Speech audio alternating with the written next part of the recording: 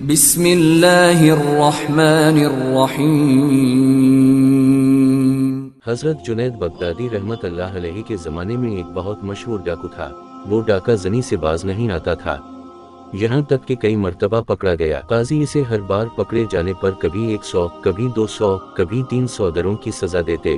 اسے اس وقت تک 16,000 درے لگ چکے تھے، مگر وہ اس قبیح فعل سے باز نہیں آتا تھا، حتیٰ کہ اس کا ایک ہاتھ بھی کاٹ دیا گیا، مگر وہ باز نہ آیا اور اپنے ایک ہاتھ سے ہی چوری اور ڈاکہ زنی کرتا رہا۔ لوگ اس سے بہت خوفزدہ رہتے، کوئی اس کے سامنے جانے کی جرأت نہ کرتا۔ ایک دن ایسا ہوا کہ وہ ڈاکو جنید بغدادی رحمت اللہ علیہ کے گھر چوری کی نیت سے داخل ہو گیا۔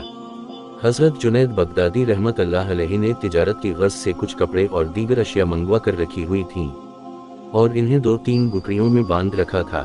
مشہور ڈاکو جب دیوار کوڑ کر گھر میں داخل ہوا تو اسے وہ سامان جو گٹریوں میں بندھا پڑا تھا نظر آ گیا۔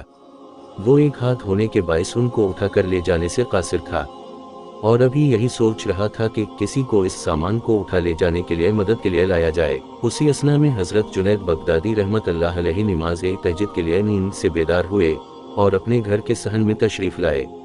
ڈاکو کی نظر آپ پر پڑی اور اس نے سمجھا کہ شاید یہ اس گھر کا کوئی نوکر ہے جو مالکوں کے بیدار ہونے سے قبل گھر کے کام کے لیے بیدار ہوا ہے۔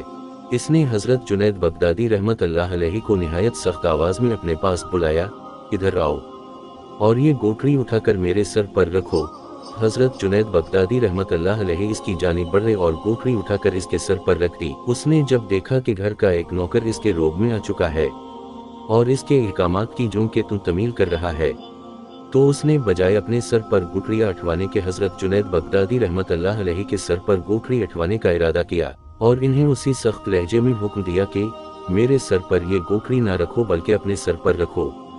حضرت جنید بغدادی رحمت اللہ علیہ آمادہ ہو گئے۔ اس نے اپنے ایک ہاتھ سے گوٹری آپ رحمت اللہ علیہ کے سر پر رکھنے میں مدد کی۔ جب آپ رحمت اللہ علیہ نے گوٹری سر پر اٹھا لی تو اس نے حکم دیا کہ جلدی کرو اور میرے ساتھ چلو، فجر ہونے والی ہے اور سورج کی روشنی ہو جائے گی۔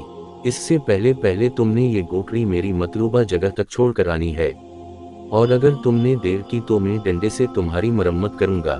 حضرت جنید بغدادی رحمت اللہ علیہ اپنا مال اپنے سر پر رکھ کر اس کے گھر کی جانب چل پڑے۔ حضرت جنید بغدادی رحمت اللہ علیہ راستے میں تھک گئے، وزن زیادہ ہونے کے باعث آپ کا سانس بھی پھول چکا تھا، آپ کی رفتار آہستہ ہو جاتی، جس پر وہ بدنام زمانہ ڈاکو آپ کو ڈنڈے سے مارنے لگ جاتا۔ یہاں تک حضرت جنید بغدادی رحمت اللہ علیہ وہ گوٹری سر پر اٹھائے اس کے گھر تک پہنچا دیتے ہیں اور گھر واپس آ جاتے ہیں۔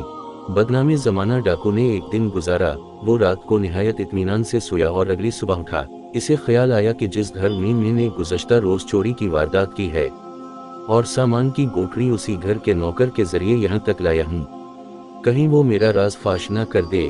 مجھے اس سے متعلق خبر رکھنی چاہیے اور چل کے دیکھنا چاہیے کہ آیا وہاں لوگ جمع ہیں یا نہیں۔ اگر تو جمع ہوئے تو یقیناً اس نوکر نے میرا راز فاش کر دیا ہوگا اور وہ تفتیش کر رہے ہوں گے، اور اگر وہاں خاموشی ہوئی تو یقیناً نوکر نے میرے متعلق کسی کو ڈر کے مارے نہیں بتایا ہوگا۔ چنانچہ وہ آپ رحمت اللہ علیہ کے گھر کی جانب چل پڑا۔ وہاں پہنچ کر کیا دیکھتا ہے کہ لوگ جمع ہو رہے ہیں اور گھر میں قطار در قطار داخل ہو رہے ہیں۔ گھر میں داخل ہونے والے افراد شکل سے نہایت پرہیزگار اور متقی لگ رہے تھے۔ وہ بڑا حیران ہوا۔ اس نے کسی سے پوچھا کہ یہ لوگ کہاں جا رہے ہیں۔ اسے بتایا گیا کہ کیا جانتے نہیں کہ یہ گھر ایک بہت بڑے شیخ پیر کامل کا ہے۔ اس نے استفسار کیا کہ کیا میں ان کو دیکھ سکتا ہوں؟